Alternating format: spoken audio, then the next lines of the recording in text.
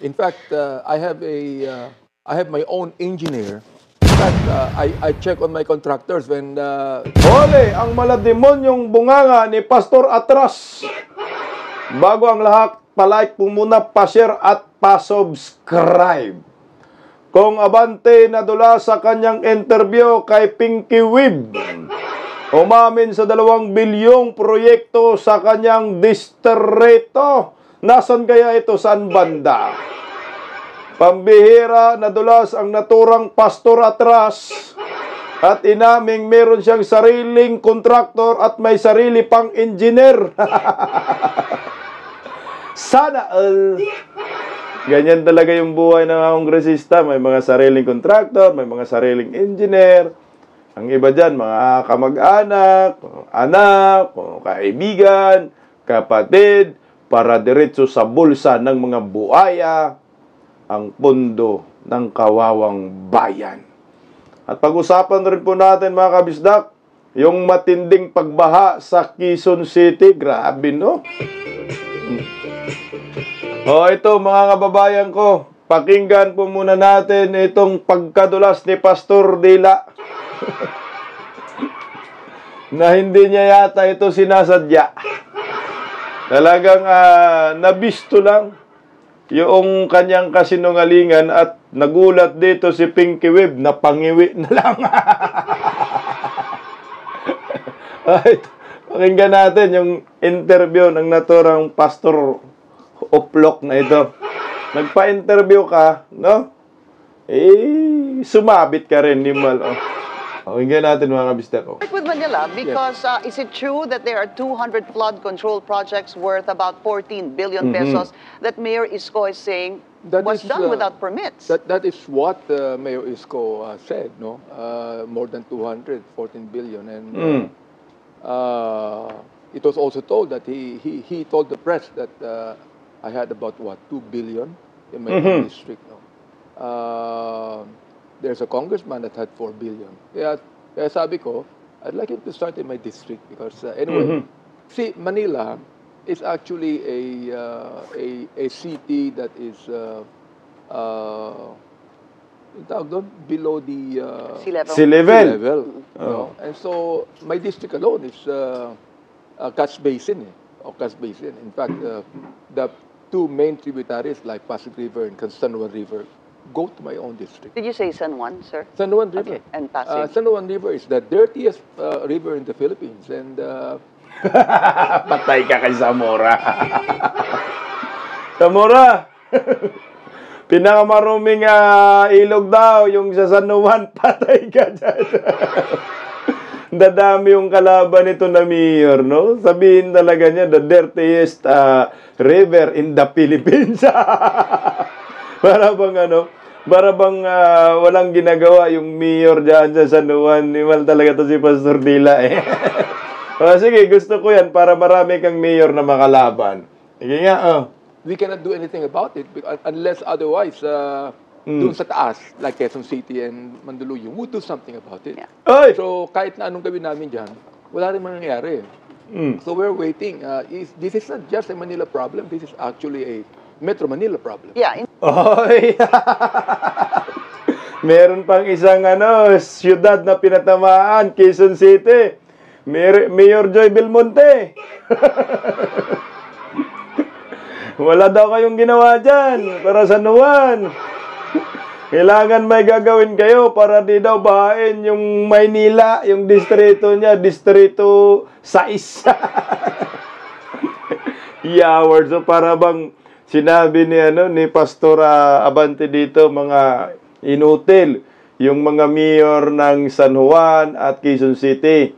Kasi lahat daw ng tubig ay nanggagaling sa kanila at bumabagsak na lang daw sa Maynila. So kailangan daw may gagawin.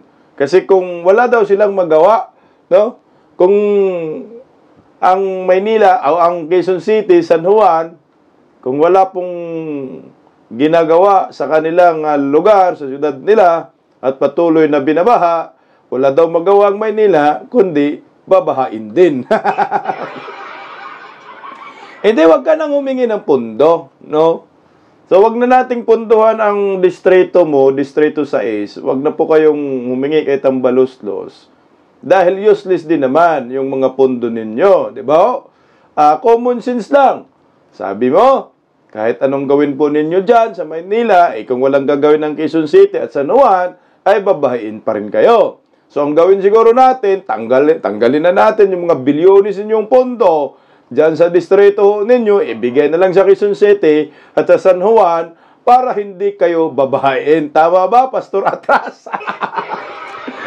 Pambira itong kongresistang to. Tuloy, oh. In fact, you were quoted as saying that dapat or it is better that you look into San Juan, Mandaluyong, Tingnan Manila, mo. Quezon City Yes. para holistic ang approach Yes. nito. All right. But in your district, because you were congressman 2022 to 2025 of the 6th district, did you already check how much went to flood control projects? Ito na.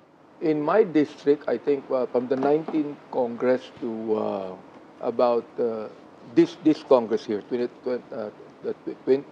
19th, up to 2025 would be around Dididip na. Dididip na lang din, Pastor Dela. Dididip. Wala na eh. Pinag-uusapan ako magkano na yung nakulimbat. Dididip. Magkano ba? Hindi mo na maalala? Yung pagtanggap, tuwang-tuwa ka. Ngayon, in-interview ako, magkano? Utal-utal ka na. Hindi na, magkano? about 2 billion. 2 Uy! billion, no? But that 2 billion did not go all through to the flood control projects. I had multipurpose halls that were built actually. I had pumping stations built on some rivers, and then drainage. What we did was the DPWO changed the drainage from yung pambilog na cement to a culvert para mas malaki, no? That's the reason why we were able to address the flooding in my district. Unlike before in 2004, where So the it was flooding worse. It was worse before. Oh, Mas it was worse.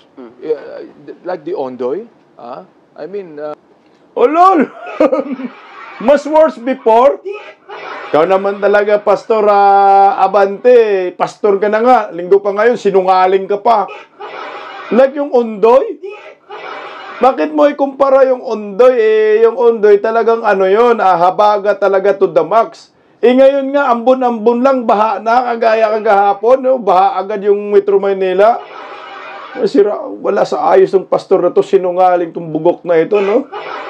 Mas malala po ngayon, Pastor Dila, yung baha ngayon, hanggang bubong na noon, yung baha noon, hanggang talampakan lang.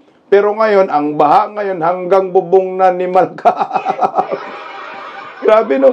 Umamin siya sa 2 billion pesos. Okay. Merong 2 billion pesos daw. Kaso lang daw, yung 2 billion pesos, hindi daw yun lahat sa flood control projects.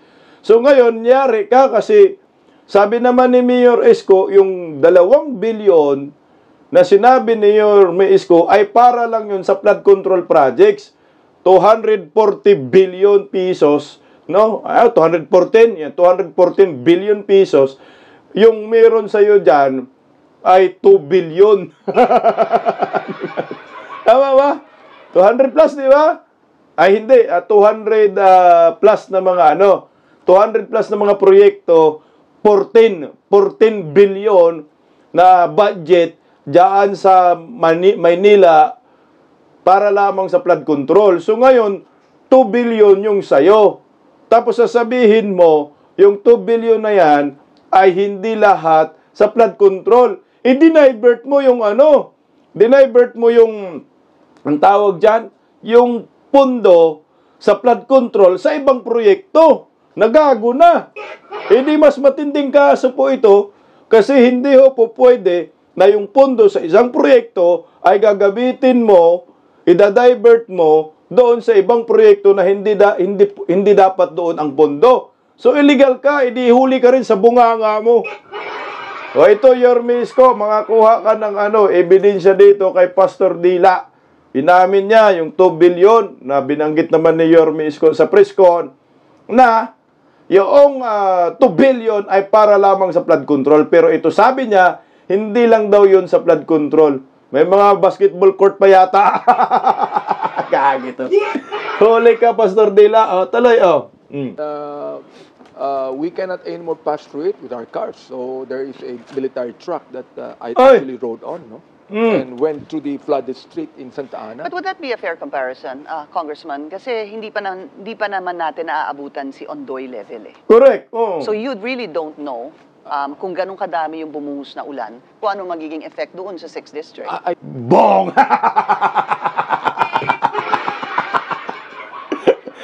Tama ka. Pahiya ka dyan ngayon. Hindi pa naabutan natin yung Ondoy. Bakit ginagamit mong comparison na mas malala noon kaysa sa'yo administrasyon mo? Kailan ba yung Ondoy? Ondoy. Yung Ondoy ay September 24, 2009 hanggang September 30. Kailan ba ito nagiging kongresista? Di ba? Nagiging kongresista yata siya. I think mga, ang tawag doon, 2000, di ba 19th Congress? Tsaka ngayon, 20th Congress. Kailan ba ito? Ibig sabihin, 2009, nagiging kongresista ka na? Ay, hindi man daw naabutan eh. Bugok ka rin eh. Ibang tuloy, I think Ondoy is only about, 4 or 5 years ago? Oo. 4 or 5 years ago, Ondoy. Tangingon dito. Ito, Edan Fernandez natin. Ondoy daw 4 years, 5 years ago. Sa ano ngayon? 2025. So, 2020, Ondoy, pandemya yun. Ungak. Litsi itong pastor na ito. Pandemya yun, 2020. 2025 na ngayon eh. 4 years ago. 5 years ago, 2020, pandemya. Ito, pag-check tayo Huwag tayong magpadala dito sa mga kongresistang mga oplok, mga walang alam. Okay, yung Ondoy ay September 25 to 30. 2009 po yan. Ayan. Number 16, Ondoy struck Southwest Luzon in the Philippines. Flood disaster caused by this heavy rainfall affected 872,097 people throughout the entire metropolitan area, causing 241 fatalities, 394 injuries, and damaging 65,521 buildings, of which 12,563 were completely destroyed. Yan po yung Ondoy, hindi po yan 2020 buang. Tuloy tayo. The kind of rain that are actually falling now, that we're having now, is almost like Ondoy before. Okay. But at this point in time, in my... Lumusat! Kasi daw, yung inuulan daw ngayon, pakapareho ng Ondoy daw. Kung kumpareho ng Ondoy, yung inuulan ngayon, hindi lubog tayong lahat, kaakala mo lang kapareho ng Ondoy. Kasi nga, palpak yung mga flood control project sa Metro Manila. Kaya ambon-ambon lang, baha agad. Akala mo, Ondoy, kakakatakot yung Ondoy, hindi biro yung bagyo na yun. Alam ako doon ako sa Buendia that time. Grabe, yung Ondoy. Ako sa Malabon pa ako noon. Tapos sasabihin mo, mas malala. Mas marami pang binubuhos ngayon kumpara noon. Lumusot yung sinungaling na ito. Ingat tuloy, In Santa Ana alone, we do not have that kind of a flooding now. Where? The flooding we have would now be in Santa Mesa, where the San Juan River flows. And also in Punta, where the Pasig River actually go into. So doon lang ang flooding. And the thing... Ay, sa Santa Ana, wala daw flooding dyan. Metro Manila, sa Maynila, Distrito sa S. Jesus ko, Ginoo. Paano walang flooding? Isabi mo, Catch Basin yan. Diyan po dumadaan ang mga baha galing sa San Juan, baha galing sa Quezon City. Kung walang gagawin yung Quezon City at San Juan, binabaha kayo. Tapos sasabihin mo ngayon walang flooding. na kahit anong gawin ninyo, walang gagawin ng San Juan ng Quezon City, babahain pa rin kayo. Tapos sabi mo, below sea level yung Santa Ana. Tapos hindi binabaha. Ano ba talaga? Sobrang sinungaling tong pastor na to. Tuloy, oh. Thing is, I was telling the DPWH and the MDA because I complained about a week ago that when you build something, you should not only build that, you ought to monitor it, you ought to maintain it. But the thing is, it's not being maintained properly. So that's the complaint that I have with the MDA and the DPWH because they should monitor if it's working, they should maintain it and it's working because right now, there was a chairman that complained to me in Beata Pandacan where the Pasig River actually flows. And the pumping station there with the floodgates had not been working for about 4 years. So I asked the MDA, and the MDA told me that's the problem of DPWH. I want to get to that more, sir. But when you mentioned the amount rather of 2 billion, this is probably 2022 to 2025 now as we speak. Ano po? Sabi mo, hindi po lahat yan flood control dahil meron kayong multi-purpose. Meron kayong number just on flood control, which would include the pumping stations, etc., the culverts, lahat po yun. Just an approximate. Palagay ko yung pumping station na pinagawa ko since tinita natin Congress would be around mga 5. What is 5, sir? Pinagawa ko. Flood control pumping station daw, 5 daw pinagawa niya. Tira mo. Trapong-trapang buwang. Tira mo, sir. Mahiya naman tayo, mga taga Distrito 6. Mga taga Distrito 6, mahiya kayo dito sa pastor na ito kasi tira niya yung pinagawa. Pumping station, mga 5 daw, mga 5. Tituloy, Ay pumping station. Hindi, pero in terms of cost, magkano po ang napunta sa 6th district in terms of cost for flood control? Hindi ko alam lahat, pero one pumping station would cost around somewhere from 25 to 50 million. One pumping station. Kasi talagang mahal because the equipment come from abroad. Ang tangingot mong grosista ka. Pumunta ka dyan sa interview, no? Nagpa-interview ka, wala kang alam. Hindi mo alam kung magkano yung napunta sa flood control. 2 billion yung nakalagay sa record ng DPWH. Tapos mo, one pumping station, 25 to 50 million. Ay, sana all. So, wala rin kwenta yung mga proyekto mo. Mga ghost project ito, sa totoo lang. Diyan sa Beata, Distrito 6 pala yan. Nakatira ako dyan sa Beata noon, Pandacan. Kung nagtrabaho ako dyan sa Taft Avenue, grabing bahain dyan. Tapos sasabihin ng Pastor Dila na ito walang baha. Grabe, ang tindi pa naman yung baha dyan eh. May kasamang langis. Di pa that time may mga depo dyan. May kasamang langis dyan, nakakatakot dyan eh.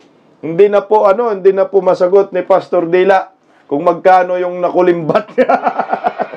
Sige. Dalay po, Pinky Wave. Quick question about that, follow-up, sir. I recall reading something that there was a pumping station that Mayor Isko was saying in Santa Mesa na tama ho ba na ang generator ay nakakabit sa, tama ho ba, car battery? Okay. Now, of course, that is DPW's problem, no? They should actually maintain that. Palagay ko ako rin nagpatayo noon eh. Pero when So, ikaw wala nagpatayo, ni palpak ka pa rin. Nagturo ka pa sa DPWH. Pero umamin ka na ikaw nagpatayo, palpak ka talaga. Ito lang yun. DPWH built that during my time. It was also the time of Mayor Isko. He was the mayor then. But, ang pinagkataka ko, bakit ngayon lang niya nakita? When it was actually built during his time when he was mayor. But marami din, that's the same question we can ask every single one of you and every single LGU, sir, just to be fair, na bakit ngayon nyo lang lahat yan napapansin? Di ba? That's why hence this investigation after the President said, mahiya naman kayo. Okay, so be that as it may, sir. So do you think it's a positive development right now that everyone seems to have their own stake, their own opinion, their own investigation into these flood control projects? It is. I believe, Pinky, that should be. That should be talked about every day. I mean, we should actually finish this. No, it's not just that will be in the press for about 1 week and afterward, boom, nakalimutan na. No, palagay ko, we should actually put a period to this. In the 6th district, have you gone around, have you checked, Congressman, to see if you have, number one, ghost or substandard flood control project? I would go around. In fact, I have my own engineer. Ito na tayo ngayon. Ulang buwang. Wala pa tayo sa kontraktor, ha? Engineer. Ang galing ni Pinky Web mag-interview, no? Nahuhuli yung mga ganitong klaseng mga buhayang kongresista, eh. No? Chine-check mo ba daw yung mga proyekto kung flood control? O, ito, umamin siya. May sarili siyang engineer. Malamang yung engineer na ito rin yung contractor na sinasabi niya, no? Sino yung engineer na yan, Pastor Dela? Para ma-interview din dyan sa, bilyonaryo. Nang mahuli rin sa bibig, mantakin mo, ito yung nakakatakot. Sa bansang ito, under Marcos admin. Yung mga kongresista, may mga sariling engineer. Ibig sabihin, yung engineer na yan, na hawak nila, kontrolado nila, iyan ang ay magkukontrol ng mga proyekto sa kanilang distrito. Lahat ng computation, lahat ng pwedeng mapagbigyan, anong disenyo, anong proyekto, sila po yung gagawa niyan. So, siyempre, yung engineer na yan, malamang sa malamang, yan din yung kontraktor. Kung hindi man yan ang kontraktor, siya pa rin yung engineer ng mga proyekto. Tapos siya pa rin pala ang tumitingin, kunyari umiikot. So ngayon, magkaroon ng kuntsabahan yan. Kontraktor at engineer. Kunyari, sinabi niya, I have my own engineer. May sarili siyang engineer. So ngayon yung engineer, yun mag-audit, titingin kung may mga proyekto. Kung sasabihin ng engineer na, Pastor, sabihin na lang natin meron. Umikot naman ako. No, kahit wala. Wala tayong ghost project. Ito picture. Wag picture-picture lang. Paano na yan, Pastor Dila? Kasi kayo, umamin na kayo, may mga engineer pala kayo, pwede pala yan. Na yung isang district congressman ay magkakaroon ng sariling engineer. Para saan po yung sariling engineer niya? Pinapahintulutan pala ito sa batas. Sino ang nagsasahod dito sa engineer na ito? Di taxpayer din. Magkano yung sahod? Anong purpose niya sa engineer na yan? Hindi ka naman construction company. Bukod na lang kung meron kang sariling construction company, meron ka rin sariling engineer. O tangina, nahuhuli na talaga sa bunganga itong mga malademonyong pastor na to. Nga tuloy, meron na, inamin siya. That actually monitor the project. Monitor proyekto. While they're building it and after building it. Oy! Because usually, after building it, when it's completed, we have an inauguration to it. So, hindi pwedeng hindi makompleto yan because we cannot inaugurate if it's not completed. See? And I would like to say that there's no substandard project in my district. There's no ghost project in my district that I could be able to assure the public about that. Wala po. Wala na siya ghost projects. Pero ang nag-audit, sarili niyang engineer. Nagpa-audit ka ba sa Commission on Audit? Self-serving ka, Pastor Dila, bakit sasabihin mo lang ghost project? Kasi nga, sinabi ng sarili mong engineer. Ano magiging resulta sa report ng sarili mong engineer? Hindi para rin sa sarili mo, lahat yan ay personal interest. Sige nga, ano bang mga proyekto mo dyan sa Santa Ana nang masilip nga animal yung 2 bilyon na yan? Nga tuloy, Wala po kaming makikita o yung mga tao o yung mga reporters na substandard or ghost sa 6th District. Wala kayong ng magiging... Manila. During my time, I do not know. I do not know the past congressman, but during my time, wala. And your time would be which Congress? Well, the 19th? I was a congressman in 2004 until 2010, and then I came back in the 19th Congress, and then this Congress. Okay, all right. Quick, siguro fact check lang, sir. See, when you mentioned Ondoy, that was a bit of almost 2009 pala po yun. 2000. Putang ina. Napaya siya dyan. Sinabi pala. Pag-check, Pastor Dela, fake news ka. Dapat ito yung ikulong no, sa TRICOM niya. Mali ka. 2009 nga ho yung Ondoy. Kasi masabi niya 4 to 5 years ago, 2020, 2021, tong Pastor Dela na to. Ganun na po katagal yan. Alright. So, it's a good thing that people are more curious, interested, and want people to be held accountable. So if you say in the 6th district, sir, during your time, walang substandard at walang ghost, tila walang magiging problema si contractor doon po sa 6th district. Wala. In fact, I check on my contractors when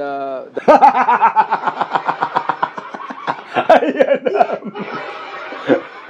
Buwang na, Pastor. Hindi, huli na sa bunganga ito. Pwede ba tayo patawag sa kay Kung Marcolita bukas? In fact, I check on my contractors. May ispa yan. So maraming contractor talaga itong hawak, itong Pastor Abante na to. May sariling engineer, may mga contractors. Kaya pala yung meron siyang sasakyan na bulletproof, no? Kaya pala yung mga sinturon, grabe ang mamahal, mga bag ang mamahal, kotse ang mamahal. May sariling contractor eh. Ay, proud pa siya dyan. Nadulas. The President begin to list down all the contractors, and I'm so glad na wala doon sa listahan ni Presidente. But when you say my contractors, that might be misconstrued, sir, na kayo ang pumipili ng contractor, kaibigan nyo si contractor. Hindi po. Wala akong kaibigang contractor. In fact, it is... Ulol! Sinabi mo na, my contractors, natuwa ka pa na wala sa listahan ni Bongbong yung mga contractors mo. Tapos tinanong ni Pinggeweb. Sabay sabi mo, wala akong kilalang contractors. Huli ka na. Tumatanggi ka pa. So ito na, nanggagaling na po sa bunganga ni Pastor Abante na may sarili siyang contractors, may sarili siyang engineer. Ito yung masaklap ngayon, nakatotohanan. Ito po talaga yung usual na ngayon. New normal na sa Marcos admin. Na ikaw kongresista ka, kung hindi ka kontratista, meron kang mga kamag-anak na kontratista. Kontraktor, may mga engineers pa. So ito na, umamin na to.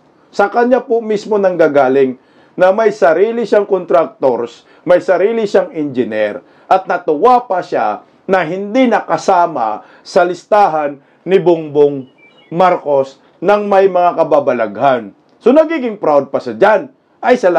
Maraming salamat. Hindi nakasama yung sarili kong contractor. Wala na, huli na sa bunganga itong Pastor Dela na ito. Actually, the DE that suggests what contractor to use. Oy! Are you close to the DE? Kasi that's another thing that's coming out, sir. District engineer. I'm not close with any one of them because in a way, DPW always changes the DE, no? Once in a while. For example, like a DE would only be there for about 3 years or 4 years. Nagbabago yan. So you cannot really be close to them. So you've never had any dealings with the DE dahil nagiging, sir, medyo Huli siya notorious dyan. ang mga DE ngayon dito sa usapin ng flood control. Do you have any dealings with them? Meron ho ba kayong naging project na napag-usapan, na sinabi mo, kailangan mo to gawin, kailangan mo ibigay ito kay contractor na ganito, or otherwise, sir? Hindi ako nagsasabi ng ganun eh. Because I'm not even party to the bidding and everything like this.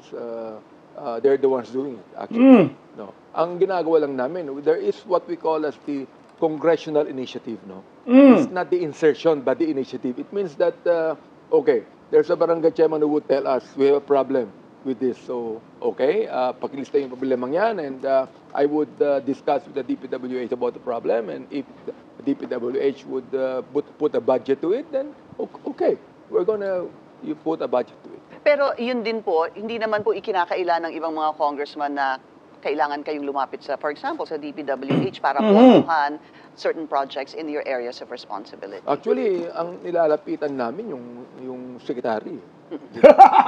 Umamin din ang gago. Palusot ka ng palusot. Ang galing ni Pinky Web, no? Hinuhuli itong bugok na to eh. Ang dami niyang inamin dito. Sasabihin niya wala siyang kilalang engineer. Diyos ko, kilala mo yan. Sabi, huling-huli siya talaga. Una, inamin niya, may sarili siyang engineer. Pangalawa, may sarili siyang kontraktor.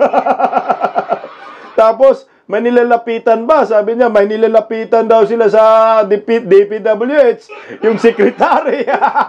Matangin na talaga naman. Mga kabulilyoso ng mga kongresista. Sige nga, Diba? During the budget hearing. The DBM. Yes, at the DBM. The DBM should be blamed for that because the NEP, for example, when they submit the budget to Congress, it's the NEP. It's the DBM that actually submit the NEP to Congress. They're the ones that actually get all of the funding. That's right. Oh. And then later on naman, pag naging GAB na yan, o naging JA na yan, naging batas na yan, doon lamang nagkakaroon ng tinatawag nating congressional initiative. Where, for example, the need of the district, pwede nilang pakinggan. Pwede nilang sabihin na wala kaming pondo dyan. Pero doon din pumapasok si insertion, di ho ba? Si congressional insertion. Then that's not the DBM secretary. Correct. It's the fault of Congress kung may insertions. Kasi Actually, the money stays the same eh. If I would say there is a certain insertion to it, but sa amin we have congressional initiative more than the insertion. Because what we do is we just tell them, okay, there's a problem in my barangay here. If you would like to fund it, okay. Kung wala kayong pwedeng ipondo, wala akong magagawa. See, because they hold the budget. So, mas matindi pa pala yung ginagawa nila sa insertion. Huling-huli itong si Pastor Abante. Talagang gisado kay Pinky Web. Napaamin. Hello, Pastor. Mag-resign ka na rin sa pagkakongresista. Panagutan mo lahat yung baha sa Maynila. Yormesco, umamin na po si Pastor Abante. Kung may sarili siyang mga contractors, may sariling engineer, may nilalapitan sa budget, Secretary ng DPWH at Secretary of Department of Budget and Management. Yan yung kanyang ginagawa para magkaroon ng pera, itong uplok na ito. Alam niyo po, Pastor Dila, tingnan mo yung nangyayari ngayon sa Quezon City. Grabe, kawawa ang mga tao doon, oh. Ito yung bunga ng mga buhaya. Sana may nakita tayong buhaya dyan, oh. Ito po yung bunga ng kahibangan ng gobyernong ito pagdating sa korupsyon. My God. Ito, kasi si Pastor Abante, meron tayong i-play na video. Nasa Metro Maynila ang baha, naghahanap ng pondo sa Davao. Naghahanap ng flood control sa Davao. Okay, meron ito. Nag-viral din po ito. Na-share ko po ito sa social media. Million views yan eh. Ang mga flood Ayan, control din sa Davao City. Tingnan mo, Grabe kaligso. Pero nga daw, pakiton, Davao o flood control na project diriya sa Davao City. Pakita na mo kung unsa kabagtik ang maong proyekto. Grabe. Kanawar ako na dili na matawag nga ghost project ha. Kay naadjud mismo. Yes, although ginabaha ang Davao City, pero muhupas ra gyapon. Murag gugma, mawala ra dayon. So katong mga nangita o flood control diriya sa Davao ha. Mao ni ang ginahimo. Ayan flood control. Grabe kabagtik Napazoy ingon ani Unya ligon kay semento tanaw pakit-on ta mo kung sa kabangis ng semento tanaw Grabe. Baga kayo ni Pinapalibot ito, anak tuyok. Kay para safety pero siyempre kung kusog jud kaayo ulan nga bundat jud kaayo di na jud na mapugnan ang grabe nga pagbaha pero makita ninyo ang maong proyekto ang flood control. Ayan mga kabistak, no? Kita mo maganda yung proyekto ng Davao at yung Davao talaga yung flood control na yan wala talaga hindi talaga pinundahan yan under Marcos admin. Yun po ay sa panahon pa yun ni Tatay Digong. Tingnan nyo po yung pinakamaraming flood control sa probinsya, 10 provinces with biggest flood control contracts. Bulacan, Cebu, Isabela, Tarlac, Camarines Sur, Albay, Pampanga, Leyte, Pangasinan, at Misamis Oriental. Pag tiningnan mo po yung mga ganyan, yan po ay mga kaalyado ni Bongbong. Yung Davao City po, wala talaga sa Davao region na flood control project. So yan po, maliwanag, Pastor Dila. Kung meron manghanapan natin kung saan yung flood control, yung mga nakalista na yan. Davao City, ba't ka maghahanap? Walang baha doon, baha na sa Maynila. Ayan po ang tunay. At sana, Pastor Abante, makasuhan ka na ni Yorme Isko. Bisdak Pilipinas, God first.